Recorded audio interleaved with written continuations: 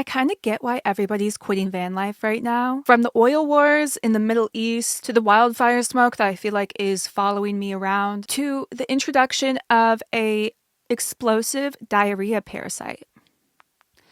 Sit with that one for a second. An explosive diarrhea parasite. You got me fucked up. You got me unequivocally fucked up because what are we talking about? And I, like many others, had this idyllic picture of van life in my head, from the expansive views to the serene moments by myself to just the general fluidity of life. And believe me, I'm still experiencing all of that. I feel like there's a lot of aspects to this lifestyle that really challenge that freedom and are increasing in prevalence day by day. So that's really what I wanted to discuss today, because I feel like not a lot of people are talking about some of these topics. But firstly, hey, I'm Jackie. I'm 27. I'm living out of my Mercedes Sprinter van with my beautiful cat, Gabby. Right now we're traveling the West, but at the moment I am in my home state of Washington. And I won't lie, Washington has been a bit difficult. I decided to come out to Washington for the summer partially because of the weather. My rule of thumb is to stay somewhere that's 85 degrees Fahrenheit or under. I can be sweaty all the time and I don't really care if it's over that, but I have my cat and I don't really want to cook her in this metal oven on wheels. So in the United States, bouncing to a different biome is definitely attainable, but it's a lot more restrictive than I thought when it comes to the options of where I can go that fit these certain requirements that I set for myself. These past 3 years, I lived in Denver, Colorado, and a lot of people associate Denver with the mountains, when in reality, Denver is kind of a desert, and it gets hot in the summer. It gets like 95 degrees Fahrenheit and up. It's constantly sunny, and you're so close to the sun, so you kind of just get baked. So for me, that was not a good summer van life option.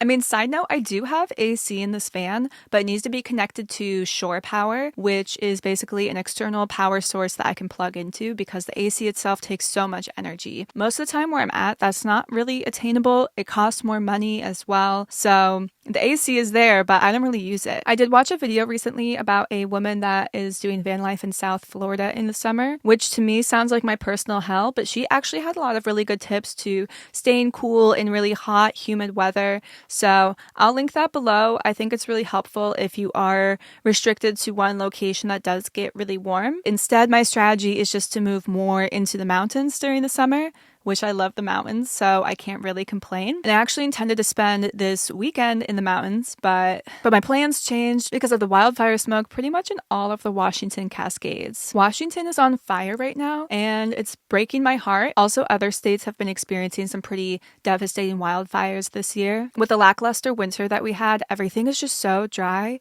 and some people are not respecting the burn bans. Some of these fires are a result of arson as well, so somebody intentionally setting them, which is horrific. For example, the fire in Spokane. Spokane, Washington is in eastern Washington, and this absolutely devastating wildfire came through and destroyed a lot of buildings, a lot of nature, just wildlife in general. That was set intentionally by somebody, and interestingly enough, it came a couple days after a data center was rejected in that area.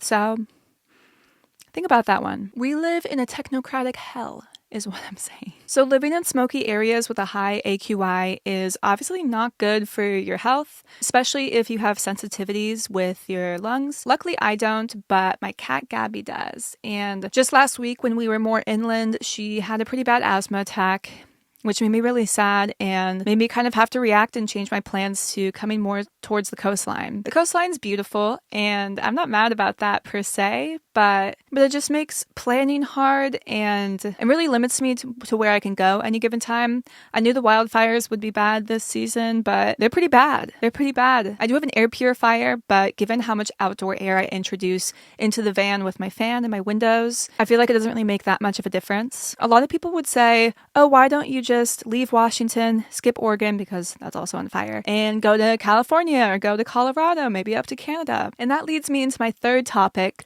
which is gas prices. And baby, this thing don't run on gas. This thing runs on diesel and my tears as I leave the gas pump because it's expensive. Right now, gas is fucking expensive. Diesel is expensive. Any go-go juice for my van is expensive. I do have a crystal ball, but unfortunately, I did not predict the constant closures of the Strait of Hormuz or the belligerent and not necessarily effective attack on the Middle East. I mean, I honestly should have predicted the American greed and the general imperialism and the bootlicking of a certain country would bring us to this point. But the timing is tough, and I'm beating the shit out of my Chase Sapphire card. In the past 4 months of bouncing around Colorado to then driving to California, up through Oregon, up to Washington, I have spent $2,000 on gas over 4 months. And living in a van, I love not paying rent. But if I'm spending $500 a month on diesel for my van, that's kind of like paying rent. So yes, in theory, I can drive anywhere, and it's a weird feeling having the country at my fingertips, essentially, yet feeling so limited with logistical factors like this. Another thing is just the time it takes to drive. I work a full-time job, luckily remote, but if I want to travel on weekdays, it requires a lot of evening driving, and then I just don't really have the free time. So I've been taking it a bit slower and have been more intentional with the places I choose to go. And to be transparent, it mostly is a monetary concern because I budgeted out how much I would spend on diesel this year. It's been a lot more than I expected. So instead, to escape the smoke and beat the heat, I'll be stealth camping in Seattle, Washington for the next 2 weeks. But I won't lie, the cities do scare me a little bit. After leaving home, I lived for 6 years in Seattle and then 3 years in Denver. So despite my nomadic bohemian nature, I am a bit of a city slicker. I do love a city, and I genuinely do not get to enjoy them as much. I could state the obvious and talk about, the limited parking or parallel parking on an uphill fucking slope, but with a bit of patience and a little bumper kiss or two, that's doable. I can figure that one out. It's more so just the fear of somebody trying to break into my van and the thousands of dollars worth of gear that I have in here, my own safety, and then also the safety of my cat. Like if I wasn't in my van and somebody popped my window and then Gabby got out and I was never able to find her again, I would not be able to live with myself because my cat is my best friend. So although I'd love to gallivant in LA or SF, maybe even New York City, some of those areas just aren't attainable for me. I mean, there's even parts of Denver that I wouldn't van life in. So I do have some nerves going into Seattle next week, but luckily, given my experience there, I do know the area really well and some neighborhoods that I would feel more confident stealth camping in. So I'll actually be making my next video about stealth camping in Seattle, just sharing my experience and some recommendations for areas, so be on the lookout for that. And I think there's just some cities or parts of cities that you can't really stealth camp in and do van life in a comfortable way. I mean, I guess you could really go anywhere, but it's hard to say whether or not it would be an enjoyable experience. So as somebody that loves a city as much as I do a mountain, it was kind of a hard realization to come to that, yes, I can travel anywhere, but I can't physically be everywhere. But this is the trade we make. Van life doesn't necessarily give you no constraints, as it introduces different constraints to your life. The ability to bounce around also comes with the responsibility to maintain that lifestyle. And there's a lot of different approaches to this lifestyle based on how you choose your travel route, maybe getting different gear to accommodate these different factors, maybe getting a cat that doesn't have asthma would also be helpful. But ultimately, I'm so grateful for this lifestyle.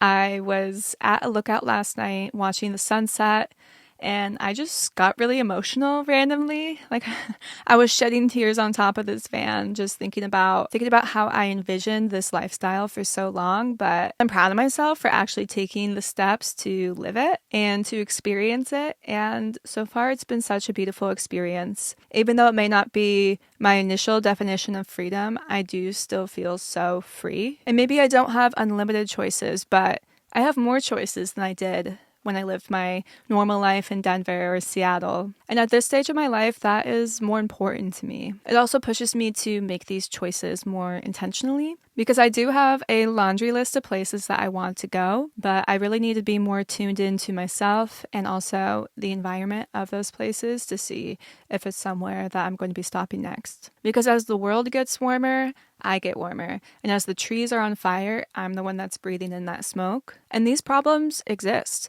whether or not you live in a van. The van just kind of strips away the insulation between you and those problems occurring. It's a matter of how submersed we are in them. And there's something invaluable about learning by living that directly. So amongst the rising prices, the wildfires, the temperatures, and the anxieties, we can experience that pain but still find beauty and peace and purpose. So with that, thank you for watching, guys. I was going to give a little life update at the end of this video, but honestly, I really just want to leave it at that note. I do want to say though, thank you for close to 100 subscribers. This community I'm building is one of the things that I really appreciate about this journey that I'm on. So from the bottom of my heart, thanks for tagging along, and I will see you next time.